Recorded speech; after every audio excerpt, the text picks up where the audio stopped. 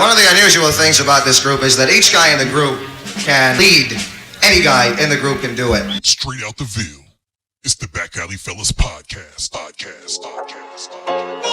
we could never make it. They said Billy got it bumping.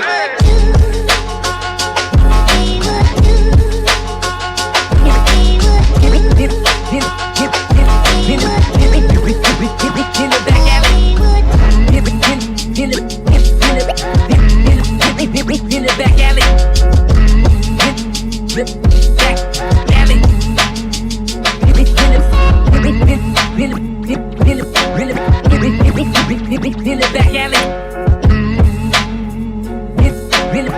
back alley. Taking shots of whiskey and only go.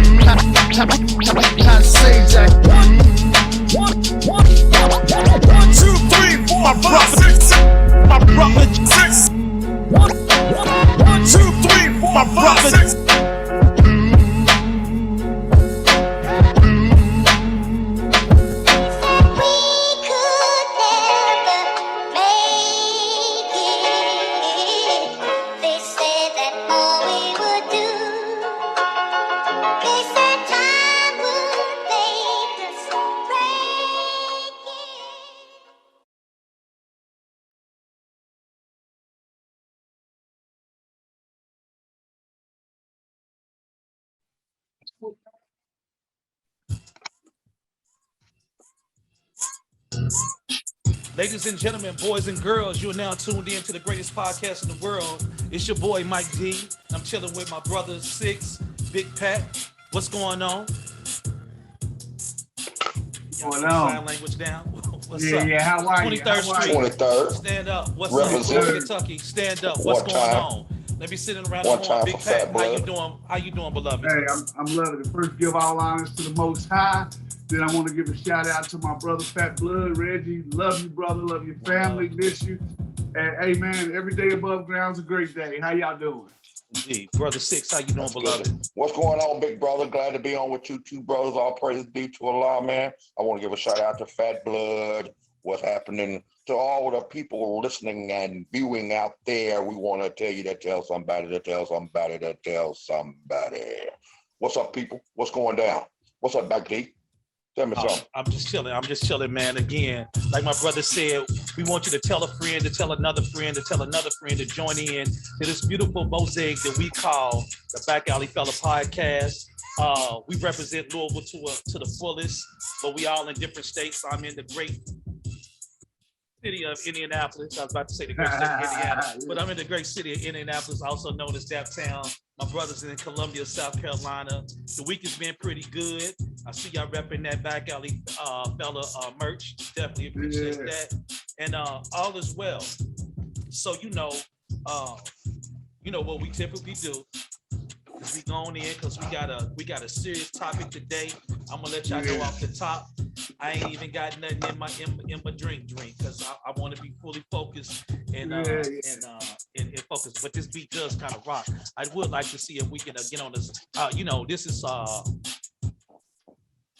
would say backwards in couples, but we would have to slow it down.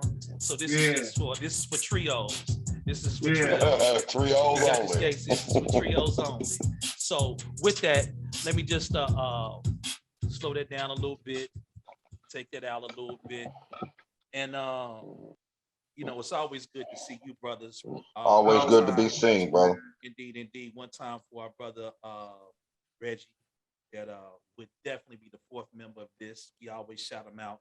He's amongst the ancestors, and we always try to keep him alive. And we keep him alive by keeping his name. We just keep uplifting his name, always pronouncing it. Always making sure that we shout him out, shout out his family, his beautiful kids, his beautiful wife, and sisters and everything like that, because we miss the brother dearly. And to our other partners on the 23rd Street, all around. Love y'all too, man. To the Ville. To the Ville. That's what's up. That's Louisville, not Louisville. Yeah, Louisville. Yeah, As Louisville, not Louisville. please get that right. It's Louisville. So check this out. Y'all know what we do. Yeah. We ask what's going on. So I'm going to go with Brother Pat. What do you have in your cup? See. I'm back to my old shenanigans. Oh snap! I got something new. You was doing good last week. Last week you was on. You was on one, bro. Yeah, but it's called 99 apples. It's an apple vodka that's like 99 proof, and got it mixed with some cran mango. So I got apples, cranberry, and mango mixed with some vodka. It tastes pretty good, to be honest. Yeah, you got all the nutrients. Yeah. If it was just fruit. Yeah, yeah, but you got it. It's something totally different. My God. It's hood healthy. Hey, what you got, Six? I got the apples, the 99 apples. Let me tell you something. You look like you've been on it for a minute. Hey, you sound like you've been on it for a minute. That's all it takes is one, because that 99 is real, and I'm talking about a beep ain't one. Yeah, it's real. Yeah, real. man. 99 apple. Man, I just got fruit punch, brother. I just got good fruit punch, man. I needed to be focused on this. So you know what we do, Big Pat, set us off with the libations. Let's go on and do this. So if you're there, you're watching, you're listening, go ahead and hold your cup up. Also, let us know what you have in your cup. We'll mix it up, especially me. I like new drinks. So let's do this libations. Bottle glasses, puffs that are plastic. Alleyways backward, perfection takes practice. Friendship turned kinship, 2/3 of the street dynasty. Brotherhood from the neighborhood. This podcast is going to be a classic. Divine state of mind, our movement sublime. On the rocks, brother, give me something strong. A mix of slice of lime. Put your drink up. Now let's link up. It's number love in this atmosphere. Peace, salutations, brothers and sisters, the fellas. We in here. Cheers. Cheers. Cheers. Ooh. Did I hear Six? You be up. I heard somebody say, yee. Did I hear now? Michael Jackson. Hey. What's wrong with Brother Six, man? We do have a serious topic today, and yeah. What did you hear? What did you hear then? What the topic is? What you hear? What they're talking about in the back alley is, do women feel secure with men? And when we like to get specific too, so we're gonna talk a little bit, but we always our number one priority, and we're unapologetic about that, is about the Black family, the Black community. And so I see you see your people's like 2 in the morning. All right, so I know we got a guest. Pat sent out the bat signal, and you got a guest that's coming on. I'm gonna tell you though, Mike, although we do bring a unique perspective to the conversations that we have. For one, it's always great that we have other views and and I think it's important on a topic of this nature that we have a female point of view from it. I thought about it as we talked about what we would discuss today, and I thought we need a female's point of view. So I think that it's a very interesting conversation. I think we're going to be able to go a lot of different ways with it. And for those that are first time listening, first time watching, we're going to keep this conversational. So we may butt in, we may jump in, just kind of get in, because this is an open discussion, and we just kind of want to generate conversation in your household. And when you're sitting around with others, just generate some conversation. Indeed. So do you want to go ahead and introduce your guest? Let's kick it off. Without further ado, I'm going to take the honors to introduce Dora. I've known Dora probably about 7 years now as a trusted friend, colleague, co-worker, confidant. She's an amazing person, very knowledgeable, hardworking, highly educated, has been an entrepreneur, has done it all. So if you want to take a second to say hi to everybody, Dora. Shout Hello, out. hello everyone. Hello, Big Pat, and Peace, Queen. Check out Peace, the big Queen. cat. Peace, Queen. Peace. and I know that there's one more person, but I can't see everyone. Let me see. What am I doing wrong here? Maybe you might have to go to gallery. Yeah, Yeah, slide go your to camera. gallery. Slide your camera. Okay, Mike D. Okay, Yes, ma'am. Right here. all All right. right.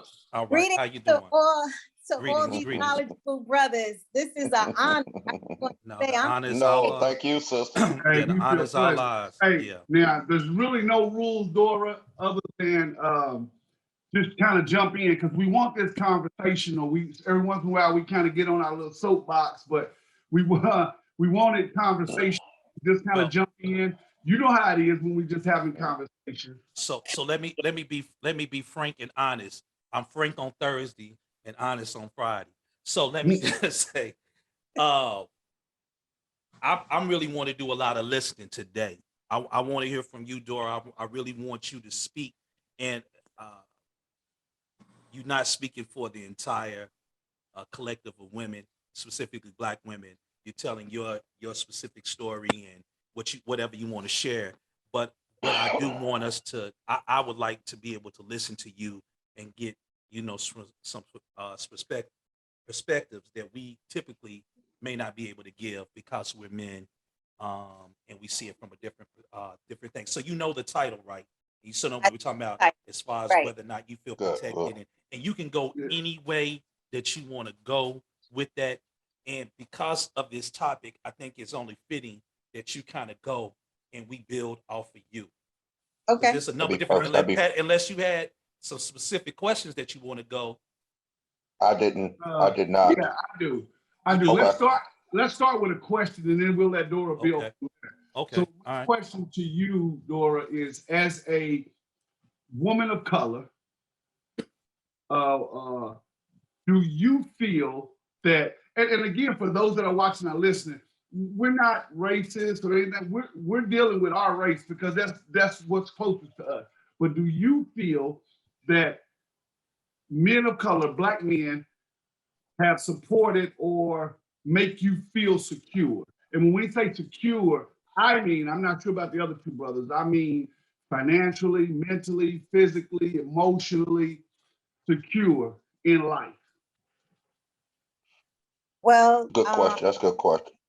first, let me just say this. Early on in my life, I came from a two-parent household. I had a mother and a father, and my mother is a Southern African-American woman with Native American heritage. And my father is a Hispanic Latino man coming from Puerto Rico. So very early on in life, I had a strong nuclear foundation with an extended family, grandparents, aunts, uncles, and cousins. So we were very tight knit. But as my parents' relationship progressed, when I was 7, my dad and my mom, they separated. So, and that was very difficult. I would say growing up in my community and within my household, men were very supportive of women. That was my perspective early on. As I traveled through my life cycle, becoming a young woman, an older woman, and now a mature woman, I've had mixed experiences.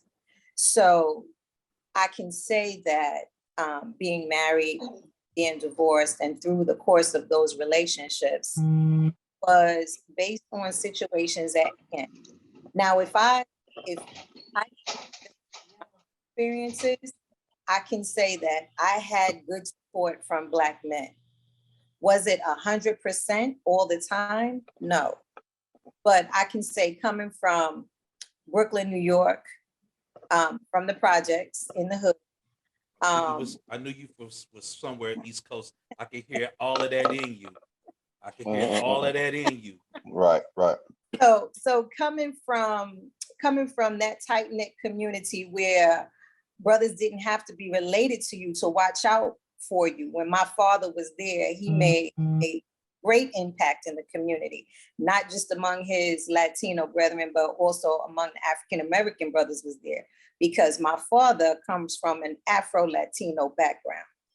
So that makes difference. Him having a father who, by all accounts, when you see him, was a white man, but him having a Black mother whose roots extend to Africa. She was third generation from slavery in Africa, in Puerto Rico. And having that Black mother, my dad had the ability to connect with people of all colors. And he is what we call in Puerto Rico, trigueño. He looks very stereotypical Hispanic, even more like I think he's Mexican. But my dad was very supportive early on in my upbringing. When my parents split, he was gone. And then my mother later remarried, and I had a stepfather. I did not get along very well with my stepfather because I was a daddy's girl. So I was loyal to my father. But my stepfather was a strong male figure in the family. Aside from our personality differences, he was there to be a support for us, to us, and he was also a protector. So just his presence alone, he's a brother from Savannah, Georgia, very dark complected man. His presence alone commanded respect in the neighborhood. So my sisters and I always felt protected in the home. We always felt protected outside because, like I said, my dad left a lasting impact.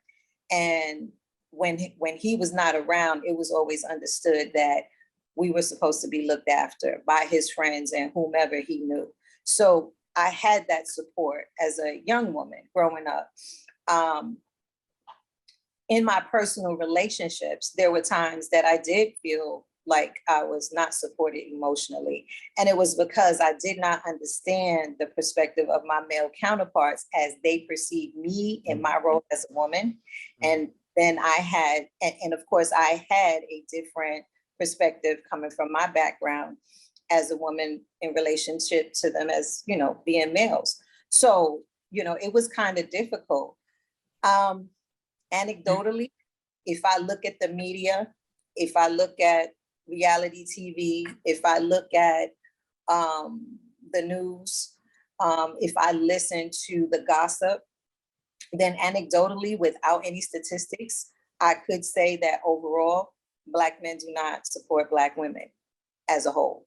Mm-hmm. But because I am an educated woman, I would rather see some data on that.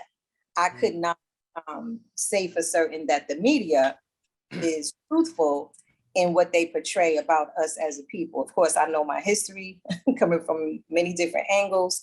I understand that the image of the Black male as a masculine entity has been emasculated in the media in all sorts of ways.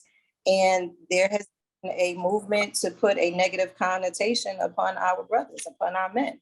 So I do understand that. So I come from a perspective where I could say 80%, 90%, I believe our Black males support our women. And I think that we as a people have to do more collectively to change the image that's in the media, because of course that is what is in front, that is forefront in our community. Our young people, even our older people, they believe what they see on television. They believe what they see on the internet. They believe what they hear on the radio. So we as a people have to get together and we have to change those narratives. It's interesting that you said, because just last week on that topic, Mike brought up the fact that media has distorted the view a lot. And we see that in a lot of cases. But you said something that was interesting to me earlier. And I almost had to butt in because I got that. I will see. I knew when we was gonna be serious, but I was like, no.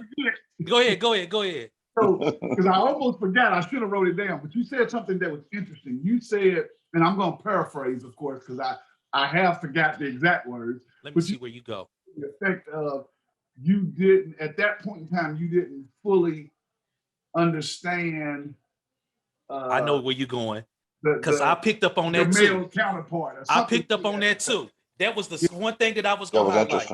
And that's very interesting because I say this because we don't have to have the statistics or whatever to know that systematically the system has been set for the black male to fail systematically. I mean, that everybody, I think we can all agree on that. Now, a lot of us have made it, but Yes. the cards have been stacked. So a lot of times I think that a lot of our women don't understand us. So that makes the divide and make them feel not supported because there's a misunderstanding of Well, go ahead, Mike. no, I was gonna add on because I picked up on that and I thought that nuance of what you said was I really appreciate that because what you did was you said you acknowledged that at the same time that the man or the males at that time probably didn't fully understand who you were, and you as their partner didn't quite understand them as well. And so I really appreciate what you said because oftentimes that's a very mature thing to say. So I definitely picked up on that as well. I was going to say that, when I think about whether or not the support, I think so when you go to you go to marriage counseling, pre-marriage counseling before you get married and things of that nature, and the minister talks about different things, and they kind of highlight these areas that women mostly they say like these are the things that women I'm gonna use the term desire, and these are the things that men and physical things like it's certain things that men Want the most out of relationship. and then like women is intimacy, which is different than sexual or anything like that. Security. These are some of the top.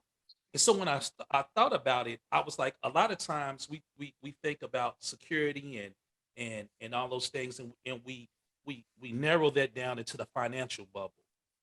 Yeah, we do. And when and then but we don't take into account um the statistics of what is it, 51, about like 80, the majority of men, the medium income for men is 51,000, for black men is Yeah. 41,500, I Right. believe, as the medium income. So that's roughly about 80 or so percent of men.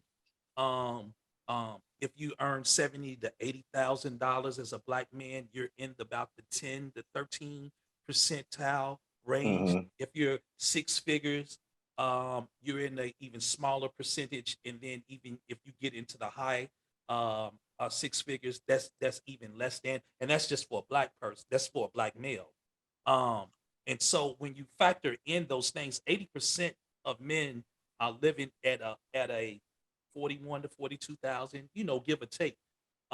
So if the images that we receive is I need someone that's going to be able to earn this and this, and most men that earn those high wages typically don't make those wages until they're about 45 to 55. Correct. That's Yeah, when they're yeah. in their high earning Right. stages. So in between that time, not counting entertainers, that means rappers, singers, basketball players, all those things. The majority of people, they working to get there. So everybody is working to get there. And we know That's that black Right. women are more educated, or the highest educated, in the United States, and I believe maybe in the world is where I have to look at the statistics. But I think we narrowed that part down, and we don't look at the other parts of security, whether that is That's where I was you going. That's where I you was going. you could be, because we had a topic about whether or not if a woman made more, as from a man's perspective, if you would feel some kind of way if the woman that you were involved with earned more money than you. We had that topic, and Right. that is what it is. So I think that for me, when I look at it, and some of the statistics that I'd like to talk about a little later on, it was actually quite alarming, uh, and I had to pull away for a second because some of the stuff, and it's some old statistics, but man, I'm telling you, and listening to some other things from here and there, I hear a lot of women talk about, R. Kelly got convicted, and Right. I think about the conversations that I've had in my lifetime, that others have had, and we try to talk about the music and so forth and so on, and should we support and all of that. but we never factor in the fact that even when we say that, we damn near slapping, we slapping the women that have been affected by not him, No. but have been affected by someone Right. in their Indirectly. lifetime. When we say, "Ah, man, I'm gonna play the music, man, I don't care," like at some point we got to be a little more disciplined. Yeah, you in know that. what? Go ahead, That's Sid. true. I was gonna go with that. The question to me is where does the security start? I mean, as a young man or as an older man in a relationship with a black woman, knowing that the value of a black woman should be one of the most important things. And that's a good question. Where does it And start? with you as a black man, and I do believe, me personally, and I'm gonna leave it at this and pose that question to you, brothers. But I'm a mama's boy, Ancestors. and sisters. Yet I'm a mama's boy, so it did start at a very young age as me protecting my mom. And I'm leaving my dad after the picture because my mom and my dad, fought all the Indeed. time. My mama wasn't no punk. You know what I'm saying? Right. So I seen what a woman should do if a man should strike her or raise his voice at her. But from that perspective, what did I learn from it? It's like I'm sitting here listening to you all, and Dora, I appreciate what you said about not overstanding the black male or whatnot. Where does it start for a black man? Does it start at home Well, with the mom, you think? I think we're failing. Dora, let me ask you this, because you made an interesting point. Because you said that you came up in a two parent household. Mm-hmm. So that's you. So let's step away from you for a minute. Let's what you saw. Was it the Bronx? Brooklyn. Boogie down. Brooklyn. Not Boogie not down. Brooklyn, but the B. What part of Brooklyn? Boogie down. Fort No. Greene. Fort Greene. Fort Greene. Fort Okay. Greene, Okay. Brooklyn. So Okay. because from my perspective, and I again, for anyone that's watching or listening, these are just our own opinions. I believe that we have failed our women, and I don't mean me personally, Brother Six personally. I mean as a whole. I think that our women have had to deal with a whole lot that women of other nationalities and races didn't. So my question to you is, outside of your upbringing, do you think you saw a lot of our men that just didn't, how would we want to frame this, that just So put it like this: do you feel like, not personally because of your experience, well, personally as well, but talking to your girlfriends, your collective experience, do you feel like as a black woman, and however you and pardon me, however you describe yourself, you know what I mean? I as a woman, let me just say, as a woman, do you feel like you're protected? Do you feel like, did you take over my question? yeah, because you didn't know, you said how to frame it. Takeover You said how to, add-on. I mean, think he it might be said, an add-on. It might be an add-on. did he ask? He said, Yeah, how yeah, do we he frame did it? So I pose. try to jump in, brother. Okay, go ahead. Okay, Okay. beloved, good God. So I was just saying, Beloved. hey, so I was just gonna say, do you feel like we're being that you or women are being protected, that you feel safe around us, that you feel like when you're out there doing what you got to do, that we got your back and heart? Or do you shake? Like, do you, that, like we're in the military, we know that one hesitation can get you killed. When I say that, do you hesitate when I say we got your back? Do you believe that? Well, as it pertains to me personally, my personal safety, no, I don't feel protected. And why is because of our youth that are out there. Once before, That's interesting. our young men, when they saw a woman, a young Respect. older lady come by, whatever they were doing, if they was drinking, shooting dice, they was talking, they was using profanity, they squared up real quick. And they got it together. They allowed the woman to pass by, and then they would proceed. Now, it's not like we expected them to stop their activity. They paused. They paused for that moment, let the women go by, and then they went back to doing whatever. We don't see that anymore. When I walk into a gas station, if I walk into a store, if I'm somewhere where my people are, I have to be vigilant. You know, I don't dress a certain way when I'm by myself, which is a lot of times I'm out doing my errands or whatever. I don't dress a certain way because I don't want to attract attention to myself. You know, I'm a statured woman. And, you know, these are some perilous times that we're living in right now. And I know people out there are hungry. You know, that's the term we use back in the hood, you know. And so if you got that bag, that nice designer bag, or you know, you're dressed a certain way, you know, you could easily become a victim, because our youth have lost some of their respect, especially for the elders. So I'm a middle-aged woman now, but I wear my age very well. You know, I'm physically fit. You know, I believe I got at least 5 to 10 minutes in me to run, you know, roll around on the ground if I had to. But that's not what I do, you know. I only got 3, but it's gonna be a rough 3 minutes.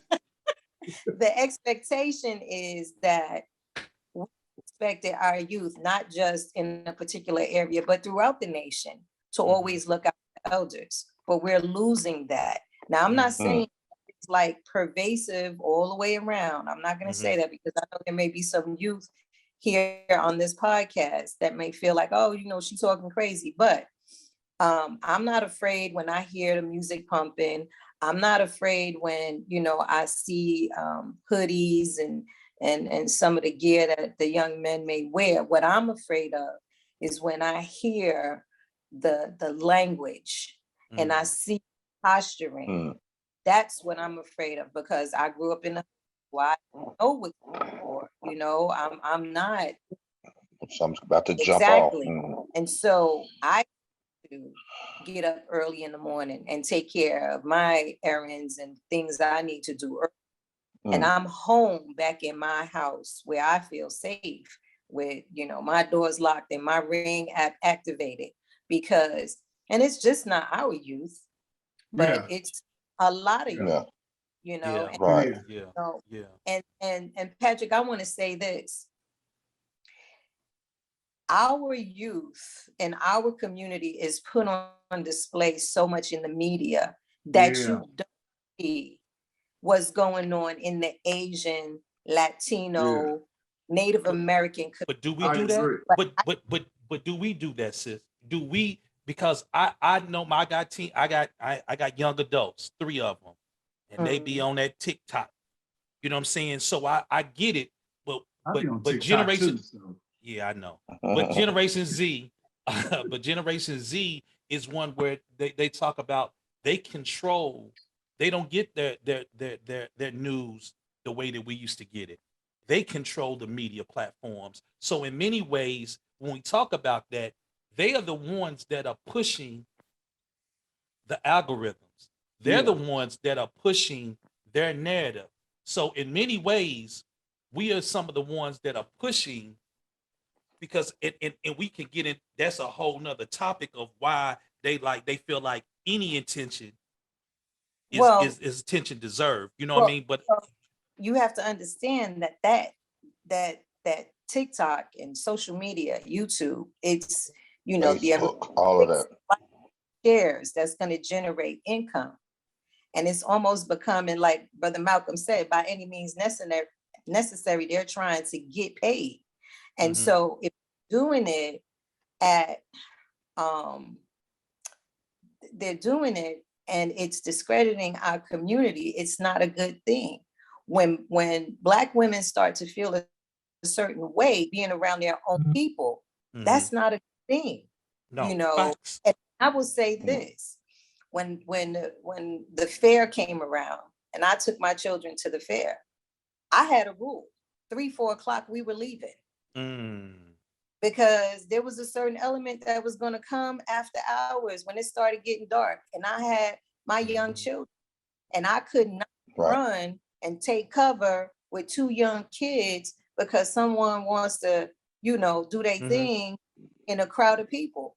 So I set rules for me and my children early on. Before the sun start going down, we're leaving, because I already saw this in New York.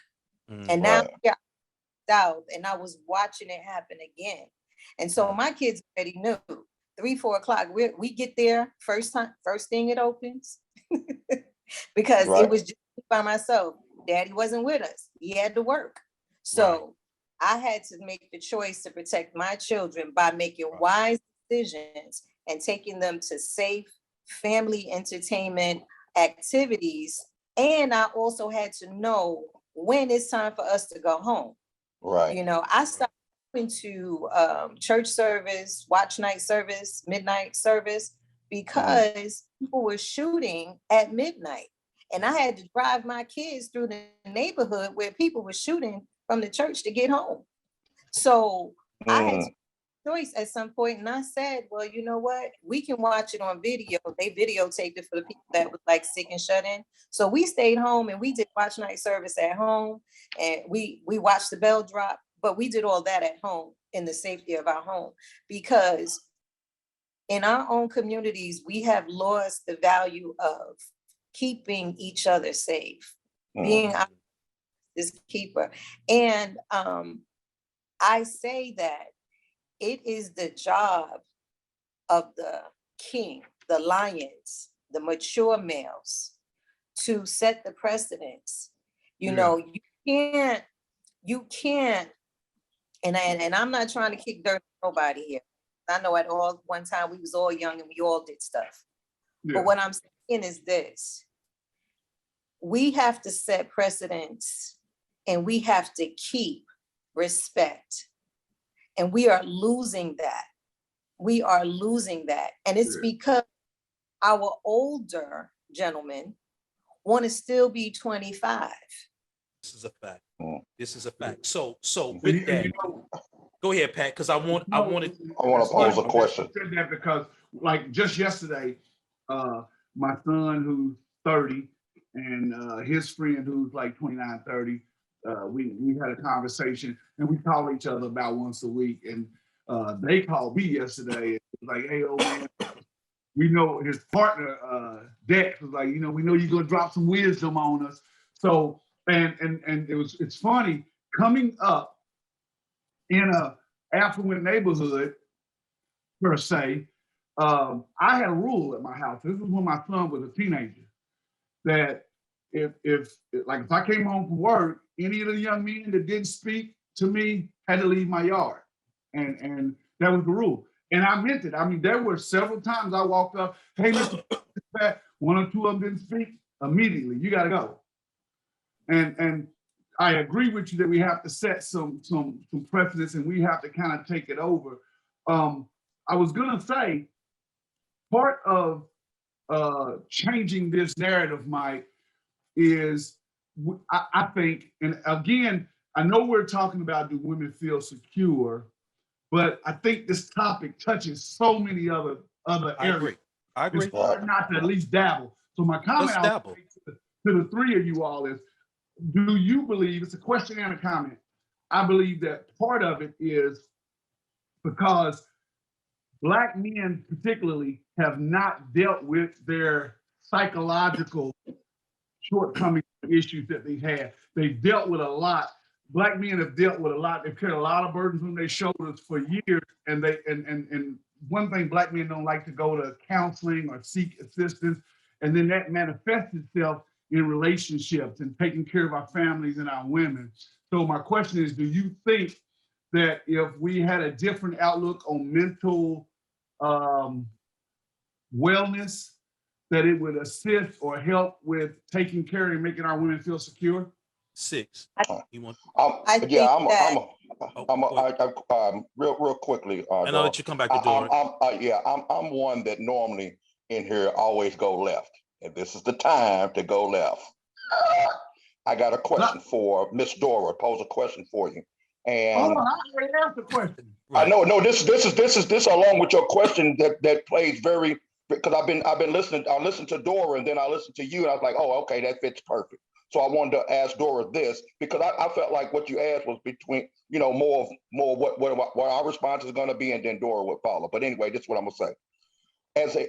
As young women, speaking to our listeners out there, as a young woman, and you being middle aged, how much of the problem that you said that you don't feel secure with us Black men, how much of that problem involves the Black woman, the young Black woman? How much responsibility must she take upon herself to Actually, saying that's a to good some, question. yeah, to So that's say two that, questions, Dora. Okay. yeah, I'm how do I'm gonna we, try to remember as a Pat a and come Black back to me. man, how does a Black man look at a Black woman and be like, okay, how do I secure something like that? Why do you, and I know you know what I'm saying, and it's like, hey, young Black women, listen up to about what she's about to say, because you play a big part in being secured by a Black king or lion that gonna, so what do you think, sister?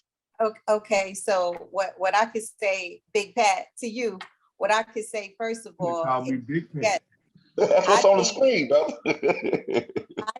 that mental health plays a large part. But this is what I will say first. This is a spiritual thing going on. This, No, she didn't. okay. Now, I come from a Judeo-Christian background. My mother was a Black Jew. She was a Hebrew Israelite, and my father is a Christian. So I come from a Hebrew background, but I also am in tune with my African traditional religion from my grandparents that came from Puerto Rico, it came from Africa to Puerto Rico. So I'm also well-versed in what we call traditional African religion. And what I will say, being versed in all three of those, I have, it is culturally known to me that the man is the head of the household. That is from my perspective. That is how I feel. So this is a spiritual thing. If our brothers are not spiritually connected to our Father who has created him and us women, then there is a disconnect. And we only believe in worldly things, which we know cannot sustain us.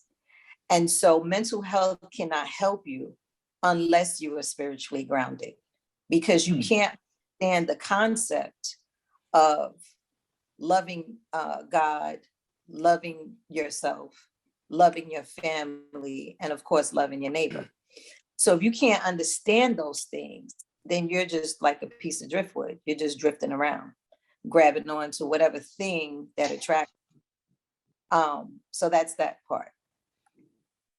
Now to you, Brother Six, what I will say is we as women do play a part, because relationships are 100%, 100%. There's no 50-50.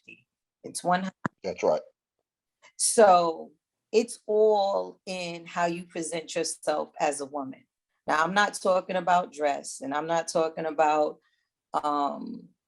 hairstyles and things like that. I'm not talking about the physical. I'm talking about the spiritual. Not for everything that a man does, you need to react. You have to learn how to respond. I was married to a man that was abusive. So I know what that is like. Sorry to hear that. Any lessons. But what I will say about the brother, because he is a father to one of my children, is that he was a good provider and he was a good man. He also was a soldier that went to war. And when he came back, he was not the same man. I put up with what I could put up with at that time as a young woman. And then to save my own sanity and to also save my son, I decided, it was time for us to part ways. But what I can say about him as a brother, he's a good man. Good heart, had great intentions. But when he took that trip across the ocean and he went to war, he came back a different person. And I could not love him back together again, although I tried. And he tried, So we have to learn that I too had to take responsibility for what happened in that relationship. And it was largely due to the part that I didn't understand. I was ignorant to it. And it's very difficult to admit that you don't know what you don't know, what you don't know. Yeah. And what That's I right. didn't know, what I didn't know was that I reacted instead of responding. I thought I was helping, but I was hurting. And it's simply because I was too young. I didn't know what I needed to know at that time. And so, yeah, I shared some responsibility in that. Right. We have to be honest that if we are going to fix this, we all have responsibility to bear in fixing our community. It's not just on the role of the men. I mean, yes, the lion is in charge of the pride, but what do the lioness do? She supports. She also schools young. So we have to remember that as we develop these relationships and we have children, we need to understand that if we are going to have relationships and we're going to have children, we are going to have to figure out, are we going to devote time and attention to family, or are we going to take that precious time and devote it to a career? We learn how to live in a household within our means. Can we find security, not just in money, but we also have to find security in the fact that that man is willing to stay healthy for his family. Now, remember, I told you I grew up in Brooklyn. So there were men that were out there that were concerned for their children. And they may not have been married to the women that they had children from, or just that one woman they had children from. But they did all they could to make sure that they ate and they had clothing and they were protected, but they were doing things that was bringing harm to themselves. And I know you brothers know what I'm saying. So the love was there, the intention was there, but you can rest assured that when that woman saw her man leave out the door, she never knew if he was coming back because of the things he did or he was involved in to make the money, to take care of them. So the security was there. They had everything they needed. But what they didn't have was the comfort in knowing that his daddy is my man, is my husband coming back home. So we have sisters that live that life. They drive the nice cars. They go to the salon every week. They kids wear name brand clothes, but you don't know the cost that it takes for some of these brothers that are out here, you know, on the streets doing what they do in order to get to have that. Now, when she says, I don't want all of this, if that is what you have to do, and I want you to stop, I want you to come home, I want you to be here with us, that man has to take heed and listen, because the lioness is now speaking to you, because she see the hyenas out there. She know it's not going to be too long before they're going to try to take you down. So, you know, so yes, we also bear responsibility too. You know, do you want a man out there doing what he got to do so, you know, you can have what you want? Or do you want him home? You know, can you encourage him to change his trade?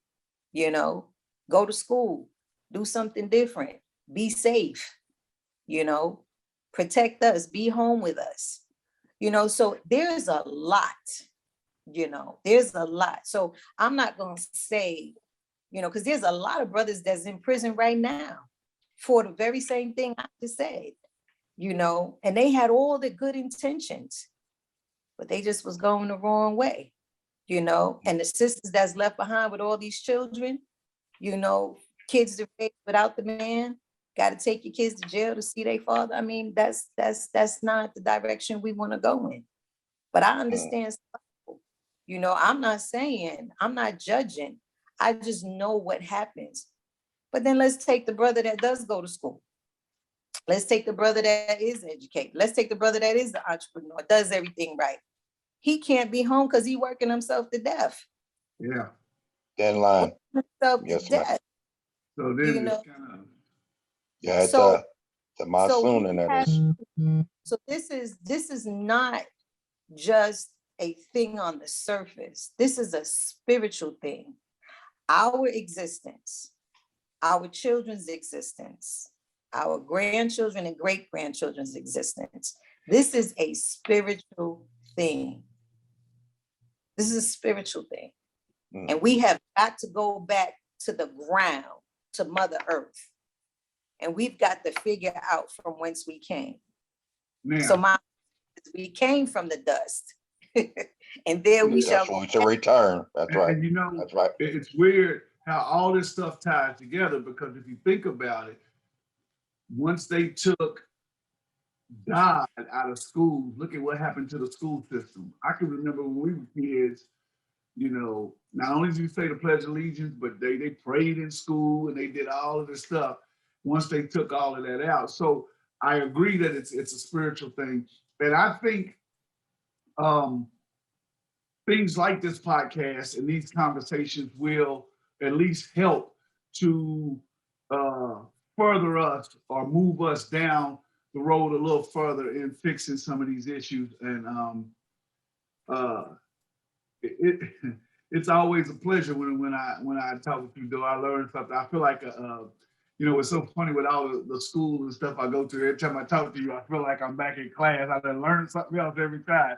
So I don't know if I'm getting smarter or I just started out really dumb. I don't know what it is. No, brother, you just got your mind open to receive. That's all it is. You just like a sponge, you know, sucking it up. But you know, I always said that, and you know, I have two children and their fathers, my ex-husbands. They were both great in their own right as people. Always in hindsight, looking back, there are things that, yes, I could have done differently. There's things I could have said. If I could change some things, yeah, I would. But that is the wisdom that you take away. Because if you look at some of the prophets, even David, you know, he was the favorite of God according to the Bible. And he saw his family demise happen before his eyes because of things that he did in the past. But he had wisdom. And his son Solomon, they had wisdom and they gave that to the generations to come. So the experiences that we have, our leaders before us left us words, a lot of knowledge in books. Some of them are even on video. So through our experiences, we can't be so quick to judge our children, but we have to have compassion when we scold them. We have to give them room to be able to come back through the back door and brush themselves off after life has given them some bumps and bruises, and especially our boys, you know, because the media, that's not where it's going to get fixed. Outside our communities, it's not where it's going to get fixed. We now are accountable for ourselves. We have to look at what it is that we have to do, and we all have to do our own part. We have to get rid of the colorism, the classism, the sexism, and we have to learn to work together. Because if we don't, the declination is going to continue. And right now it's rapidly rolling downhill. It's not looking good. So we have to stop thinking that other people can come and solve our problems. We know what's going on in our communities, and we have to have a sit down. We got to talk to the who's who, and we got to let them know. Because I remember there was a time when on the avenue where I lived in Brooklyn, the bums couldn't sit on the avenue on Sunday. when the church ladies was coming to get on the bus to go to church, they couldn't sit on the avenue. It was an unspoken rule. So Sunday, go somewhere to sit. That's just the way it was. You know, there was a certain thing that took place that was unspoken. It was because it was the culture. You know, we don't do that when Miss So-and-so is coming around the corner. We get it together. And when she go upstairs, we do what we got to do. But, you know, Miss So-and-so come around the corner, we don't do that. We You know, so change the culture. Huh? Right. So we Say need to again? change the culture. Yeah. Yeah, we have to change the culture. We have to change the dynamics. Now, we don't know what happens in a lot of other communities because it's not put on display. But we can see what's happening in our communities because it's televised, you know, it's videotaped, you know. So the question is, am I my brother's keeper? Am I my sister's keeper? What do you think about that, Mike? Yeah, there's a lot to unpack. It's like 1,000 questions, 1,000 different angles. Well, this could bring up some future podcasts. Yeah. Yeah, You know, actually, I want. Yeah, go ahead, Sid. No, go ahead, brother, because I was gonna. Go ahead. Off of behind what Dora, I want to thank you so much for being on the podcast and educating us from a queen's point of view. I want to say to the young Black men out there, you know, listen to, you know, some of our opinions and whether or not it makes a difference to you.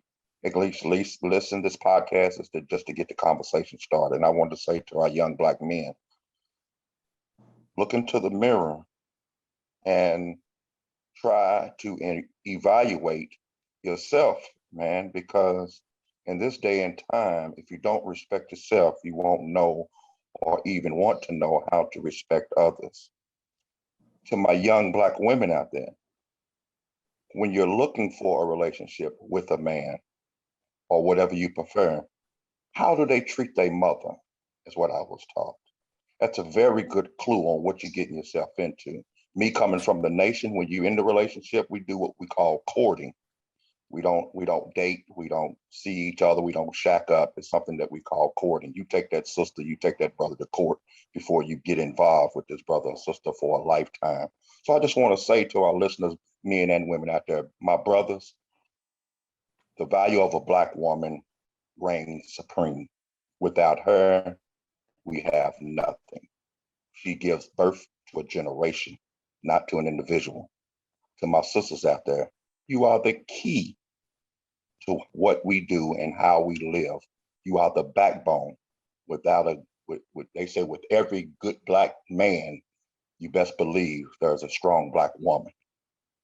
I want to leave with that, dear brothers. All right, and since we're getting close to, Dora, I know you're new to this. So Go ahead. when that light flashes, see, back where we live at, and I know people that have watched this have heard this 100 times, but Dora's new, so we're gonna bring it up again. So basically, when we be outside playing, singing on the corner, we'd be on the street corner singing, whatever we was doing. When them street lights came on, Time to go. unwritten rule. I mean, you saw dust flying and rocks kicking because we had to be on the porch. We had to get it in. I want to close with this because I'd be remiss if I didn't, because Dora mentioned something again. She mentioned about reading, and I missed it last week, but I ain't gonna miss it this week. So November 15th, there will be a book that will help you to deal with the problems of the world and the things that we're dealing with. It's called Defeating the Internal Pandemic, a comprehensive guide to self-improvement and stress management, written by yours truly. So it'll be, I want to close with this because There it is.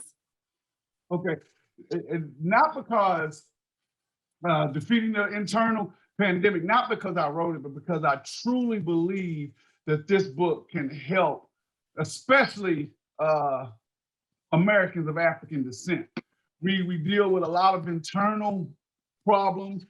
It's hard dealing with the daily stresses of family, work, life, media, social media, peer pressure. So this book gives about it gives a 9-step guide to dealing with stress and how to manage it. Because stress is going to always be there. So if we can figure out how to manage stress and how to improve ourselves, because I think that's one thing that's key, even with this topic we had today on making women feel secure, if women are secure, feeling secure or not, is because a lot of men need to understand who they are, what they want, what they need, and how to improve Absolutely. themselves in order to be good for someone else. You have to improve yourself. But I want to close with, finally, Dora, we really appreciate you taking the time out of your evening to spend with the Back Alley Fellas. We're trying to make a difference in the community. So anyone that's listening, please tell someone to tell someone to tell someone that this podcast is here. It's here to stay. We will have merch coming soon. You see our Back Alley Fellas shirts that we got. Oh, that's Yeah, that's what that is. That's Back Alley Fellas. So, but I enjoy spending time with these brothers. I always learn something. Appreciate Dora coming. I always learn from our guests. And anytime anyone that's listening, if you want to jump on, just hit one of us up, leave a comment, and you're more than welcome to come. Dora, you're always welcome back. If you want to, just log in. If you're on, just jump on, and it's just a family thing for us. We're all family. What you got, Mike D? I now wanted to allow the Queen to any closing remarks, anything that you would like to say. First of all, I just want to share this. I don't know if you guys can see my screen. Can you see it? Hey, Yes, ma'am. Stop sharing your screen, boss. All right. Okay, so I saw some of that beautiful artwork back there, and I just wanted to share my picture that my brother had given me some time ago. So, there you go. Wow. Dope. That's nice. Yeah. That's So nice. this was done by a man here in Charlotte. He is a brother of the Caucasian persuasion, but he got a soul like a black man. That is what he paints. He's married to a sister, and he is here in Charlotte. I have not met him personally, but I've seen his artwork, and I was so inspired when I saw all that beautiful artwork back there.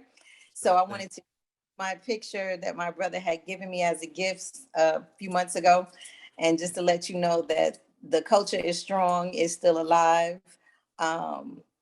This is a soul thing. We have to commit to getting together as the people, loving one another, caring for our neighbors, and most of all, we have to remember the Most High, who has given us our life. So however you worship, just remember that when things are not going well in your life, it's a spiritual thing. You got to reconnect with your soul, and you got to find out what's going on. You got to find out what's happening. That's all I have to say. Peace and love. Okay. Well, Thank you. again, we always like to thank our first time, last time viewers, those that continue to rock with us, those that continue to add comments. We ask that you subscribe, hit the like button, please share with family, friends. Continue to tune in, continue to add and give us critique, because we need that in order to grow. Most definitely. I don't think that there was a lot. I know people be shocked, like I ain't heard Mike talk a lot today. We're really just trying to soak in. I think that we could probably take this, and like we did the last one on fatherhood, we could probably do 2 or 3, because there's so many different paths, so many different lanes Yes. that we can go down. And so I definitely appreciate you, Dora, for just, again, taking your time, sharing your wisdom, sharing your understanding, Most definitely. so that we can grow. There was a lot that we could have just touched on, and so I look forward to having those conversations. I normally go and do my Mr. Robinson neighborhood thing, but I'm not gonna do it because Why? Go ahead and do it. Let Dora see it. okay, Yeah, but let me see it. okay, but This is his version of Mr. Rogers. But before I do that, because we were in a spiritual thing and we were talking, I was going to use this. I believe it was 1 Corinthians 13:11, which says, when I was a child, I spake as a child, I understood as a child, and I thought as a child. But when I became a man, I put away childish things. And so I think that was one of the things that the sister really tried to highlight. I think all the brothers, we talked about that. And as we dig deeper and as we go into this realm of whether or not our women feel safe, ultimately what we're going to get to the root of why they may not feel that way. And it lies with us as the brothers, as the men. And so we talked about a long time ago about adulthood, manhood, about rites of passage. And we need to get back into that because we can't expect anyone to come in and not know anything. It's like we always say, I can't expect anyone to know what love is if they don't see it. If they never see brothers say, I love you, why would we expect them to do that? We have to be that thing before and then set the expectation. Like I always say, Brother Six, Brother Pat, you know how I feel about y'all. I love y'all. Much love, man. I love you, Much brothers, love. man. Love you, brother. Yes, sir. All day and twice on Sunday. Yes, So sir. with that, y'all know what we do. Is you ready? I got a song. You want to hear about it? Here you go. Here you go. The time is now, and the week is new, and you'll have more podcasts for you, and you'll have things you want to talk about. We will too. See you later. Bye.